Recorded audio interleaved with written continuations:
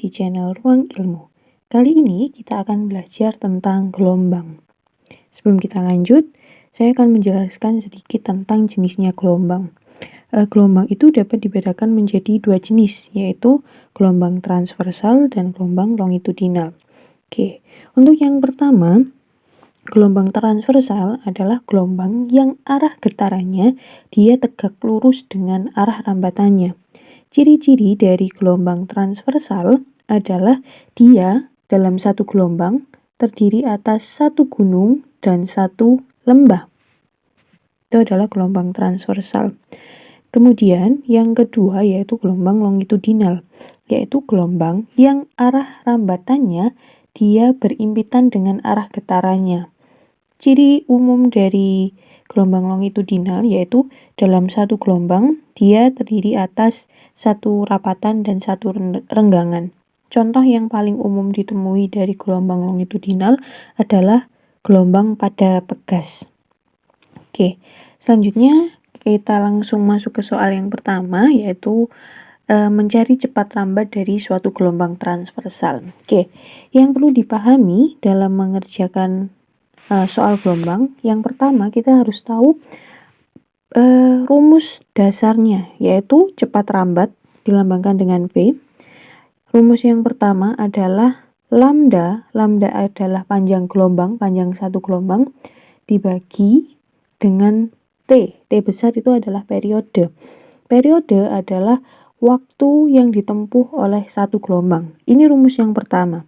Kemudian rumus yang kedua adalah lambda dikali dengan frekuensinya. Frekuensi dalam satu gelombangnya berapa? Oke, kita lanjut. Di soal ini yang diketahui adalah panjang gelombang. Panjang gelombang itu yang dari titik A hingga ke titik I. Itu adalah panjang gelombang. Kemudian yang diketahui kedua adalah waktunya. Nah, dari titik A sampai ke titik I ternyata waktu tempuhnya adalah 8 detik. Ini adalah waktu tempuhnya. Karena dalam gambar kita lihat terdiri atas dua gunung, satu lembah, satu lagi gunungnya.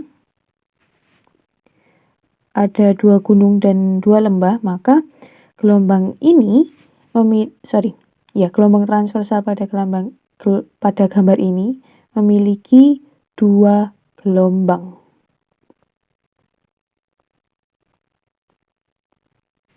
Oke, ada dua gelombang. Yang perlu kita gunakan rumus yang pertama adalah lambda dibagi dengan periodenya.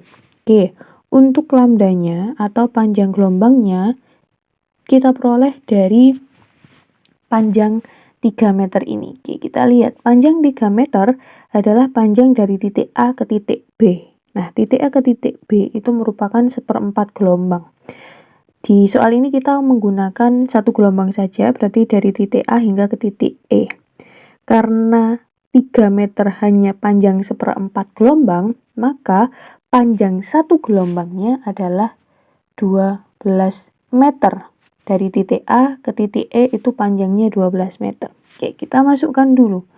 Lambdanya 12 meter.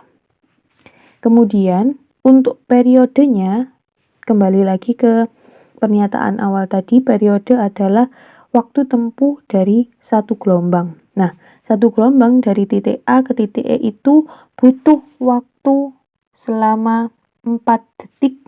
Maka periodenya adalah 4 detik atau 4 second. 12 dibagi 4 adalah 3 meter per sekon. Jawabannya adalah yang A. Oke, kita lanjut ke soal yang kedua. Ya, kita pahami dulu soalnya. Seorang anak pramuka sedang berada di salah satu tebing sebuah ngarai. Agar dapat mengukur jarak antar tebing ngarai tersebut, dia meniup lantang sebuah fluid dengan frekuensi 5 Hz. Oke, kita garis bawahi dulu. Kita punya data frekuensi 500 Hz dan panjang gelombangnya 0,68 meter. Apabila anak pramuka tersebut mencatat selang waktu waktu antara suara sumber dan gemanya.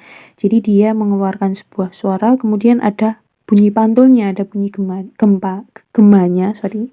bunyi gemanya dengan selang waktunya 4 detik.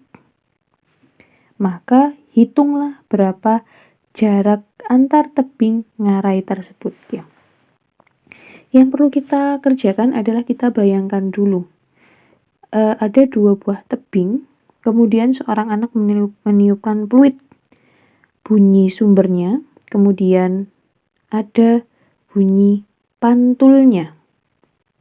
Maka dalam bunyi peluit yang ditiupkan tadi, peluit tadi bunyinya membutuhkan perjalanan sebanyak 2 kali jarak. Oke, ini jarak yang pertama adalah sumber bunyi aslinya. Kemudian jarak yang kedua adalah bunyi pantulnya atau gemanya. Oke, kalau ada soal seperti ini, maka rumus yang kita gunakan adalah kecepatan sama dengan jarak dibagi dengan waktunya. Karena dia berada dalam tebing, suatu tebing, kemudian ada bunyi pantulnya, maka jaraknya kita kalikan 2. Oke. Kecepatan sama dengan 2 kali S dibagi T. Nah, kembali lagi ke rumus gelombang. Karena kita butuh V, di soal kan tidak ada V-nya atau tidak ada kecepatannya. Berarti kita butuh mencari besarnya V atau kecepatannya tadi berapa. Kembali diingat-ingat, rumusnya kecepatan suatu gelombang itu ada 2. Lambda dibagi T sama dengan, atau kita pakai rumus yang kedua, lambda dikali F.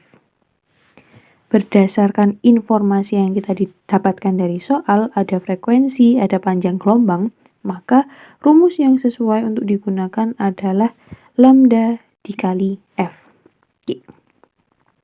Lambdanya adalah 0,68 dikalikan dengan frekuensinya 500. Maka kecepatannya adalah 340 meter per sekon. Oke. Kita kembali lagi ke rumus yang kedua, yaitu V sama dengan 2S dibagi T. Yang dicari adalah jaraknya. Maka 2S, 2 kali jarak, sama dengan kecepatan dikalikan waktunya. Karena yang dicari hanya jaraknya, maka S sama dengan kecepatan kali waktu dibagi 2. Kecepatan kita punya datanya tadi 300, kecepatan kita punya data 340 dikalikan dengan waktunya, waktu tempuh tadi antara sumber bunyi dan gemanya adalah 4 detik, dibagi dengan 2. 4 bisa dibagi 2, 340 kali 2, jawabannya adalah 680.